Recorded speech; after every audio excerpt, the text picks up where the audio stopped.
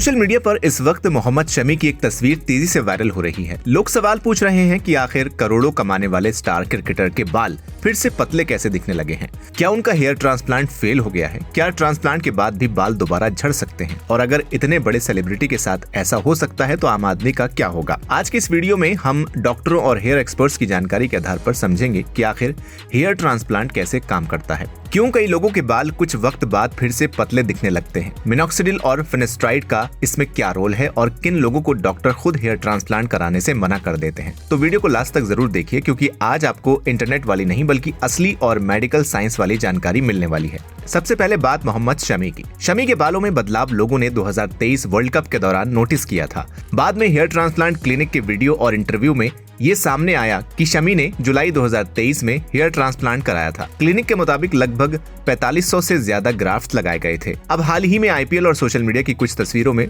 लोगों को लगा कि उनके बाल फिर से पतले दिख रहे हैं। इसके बाद इंटरनेट पर मीम्स और सवाल शुरू हो गए कि क्या ट्रांसप्लांट खराब हो गया। कई यूजर्स ने सोशल मीडिया पर कुछ क्लेम्स किए। एक यूजर ने लिखा, मोहम्मद शमी ने अपने हेयर ट्रांसप्लांट पर करीब 20 लाख रुपए से ज्यादा खर्च किए।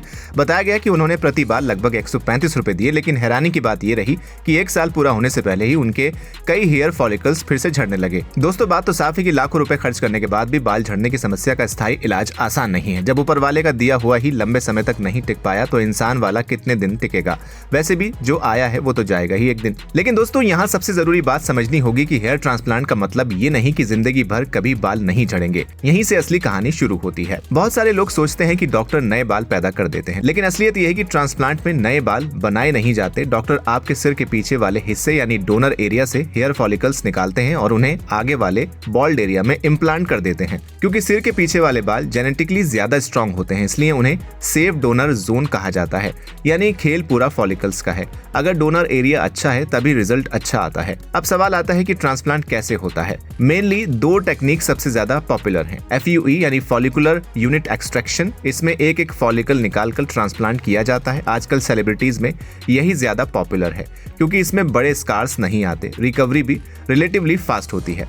दूसरा है FUT फॉलिकुलर यूनिट ट्रांसप्लांट। इसमें स्कैल्प की एक स्ट्रिप निकालकर फॉलिकल्स अलग किए जाते हैं। डेंसिटी अच्छी मिल सकती है लेकिन पीछे स्कार्स रह सकता है। आजकल ज्यादातर क्लिनिक्स FUE या मॉडिफाइड DHT टेक्निक्स का इस्तेमाल करते हैं। अब सबसे बड़ा सवाल, क्या हेयर ट्रांसप्लांट फेल हो सकता है? सीधा जवाब है हाँ, बिल्कुल हो सकता है। लेकिन यहाँ फेल का मतलब हर बार सर्जरी खराब होना नहीं होता। कई बार ट्रांसप्लांट सक्सेसफुल होता है लेकिन सराउंडिंग नेचुरल हेयर लगातार गिरते रहते हैं और यही चीज लोगों को लगता है कि ट्रांसप्लांट खराब हो गया। एक्सपर्ट्स के मुताबिक ट्रांसप्लांट के बाद भी 100% परमानेंट डेंस लुक की गारंटी नहीं होती।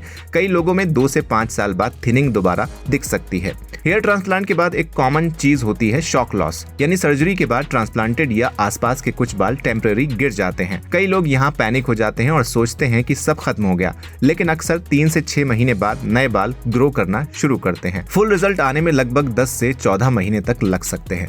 अब बात करते हैं मिनॉक्सिडिल की। मिनॉक्सिडिल एक टॉपिकल मेडिसिन होती है जो स्कैल्प में ब्लड फ्लो बढ़ाने और हेयर ग्रोथ साइकिल को सपोर्ट करने में मदद करती है। ट्रांसप्लांट के बाद बहुत सारे डॉक्टर्स इसे रिकमेंड करते हैं ताकि एग्जिस्टिंग हेयर्स लंबे समय तक टिक सकें। लेकिन समस्या यह है कि इसका इफेक्ट टेम्पररी हो सकता है। दवा बंद करने पर कई लोगों में हेयर फॉल फिर बढ़ सकता है। कुछ लोगों को स्कैल्प इरिटेशन, इचिंग या डैंड्रफ जैसी समस्याएं हो सकती हैं। यानी मिनॉक्सिडिल क्योर नहीं, मेंटेनेंस थेरेपी है। अब आते हैं फिनेस्ट्राइड पर। मेल पैटर्न बाल्डनेस में एक हार्मोन होता है DHT। यही हार्मोन जेनेटिकली सेंसिटिव हेयर्स को कमजोर करता है। फिनेस्ट्राइड इसी DHT को कम करने में मदद करता है, इसलिए कई डॉक्टर्स ट्रांसप्लांट के बाद इसे प्रिस्क्राइब करते हैं ताकि बाकी नेचुरल हेयर जल्दी ना झड़े। लेकिन यहाँ कंट्रोवर्सी भी है।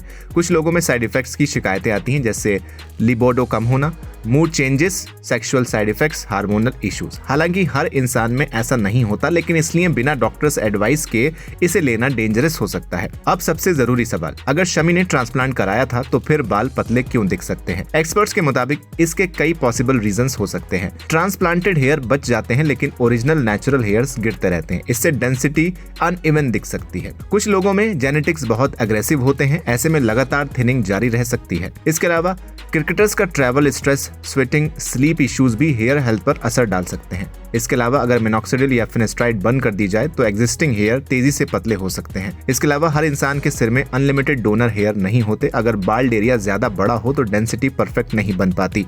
इसके अलावा कई बार स्टेडियम लाइट्स, स्वेट और कैमरा एंगल भी स्काल्प को ज्यादा विजिबल बना देते हैं, इसलिए सिर्फ एक फोटो देखकर फाइनल कंक्लूजन निकालना सही नहीं होता। अब सबसे इंपॉर्टेंट बात, हर व्यक्ति हेयर ट्रांसप्लांट के लिए सूटेबल नहीं होता। कई अच्छे डॉक्टर्स खुद सर्जरी से मना कर देते हैं अगर डोनर एरिया कमजोर हो, हेयर फॉल अभी भी अग्रेसिवली चल रहा हो, उम्र बहुत कम हो और बाल्डनेस पैटर्न स्टेबल ना हो, डायबिटीज अनकंट्रोल्ड हो, ऑटो इम्यून डिसीजेज हो, अनरियलिस्टिक एक्सपेक्टेशंस हो, पूरे सिर में डिफ्यूज थिनिंग हो, क्योंकि ऐसे केसेस में ट्रांसप्लांट के बाद रिजल्ट खराब दिख सकता है। एक्सपर्ट्स मानते हैं कि खराब planning, inexperience surgeons, over harvesting और पुअर आफ्टर केयर की वजह से काफी लोगों को डिसअपॉइंटिंग रिजल्ट मिलते हैं। इंडिया में सस्ते पैकेजेस और फेक क्लिनिक्स की वजह से रिस्क और बढ़ जाता है। कुछ क्लिनिक्स टेक्निक से सर्जरी करवाते हैं जबकि एक्सपीरियंस सर्जन का इन्वॉल्वमेंट कम होता है। यही वजह है कि हेयर ट्रांसप्लांट अब मेडिकल प्रोसीजर से ज्यादा मार्केटिंग बिजनेस बनता जा रहा है। अब सबसे जरूरी बात सुनिए, हेयर ट्रांसप्लांट कोई मैजिक नहीं, ये बाल्डनेस को पूरी तरह खत्म नहीं करता, ये सिर्फ अवेलेबल हेयर्स को रीडिस्ट्रीब्यूट करता है। अगर जेनेटिक्स अग्रेसिव है, लाइफस्टाइल खराब या मेडिसिन मेंटेन नहीं है तो फ्यूचर में थिनिंग फिर दिखाई दे सकती है। यानी ट्रांसप्लांट एक जर्नी है, वन टाइम परमानेंट मिरेकल नहीं है। तो दोस्तों, मोहम्मद शमी की वायरल तस्वीर को देखकर मजाक उड़ाने से पहले ये समझना जरूरी है कि हेयर लॉस एक बहुत कॉमन मेडिकल कंडीशन है और सच ये है कि लाखों रुपए खर्च करने के बाद भी बालों को हमेशा के लिए रोक पाना आसान नहीं है। अगर आप भी हेयर ट्रांसप्लांट के बारे में सोच रहे हैं तो सिर्फ सेलिब्रिटी फोटोज देखकर फैसला मत कीजिए। एक एक्सपीरियंस डर्माटोलॉजिस्ट या हेयर ट्रांसप्लांट सर्जन से प्रॉपर कंसल्ट कराइए, डोनर एरिया चेक कराइए, लॉन्ग टर्म मेडिसिन और मेंटेनेंस को समझिए और रियलिस्टिक एक्सपेक्टेशंस रखिए, वरना कई लोग टेम्पररी कॉन्फिडेंस के चक्कर में बाद में रिग्रेट भी करते हैं।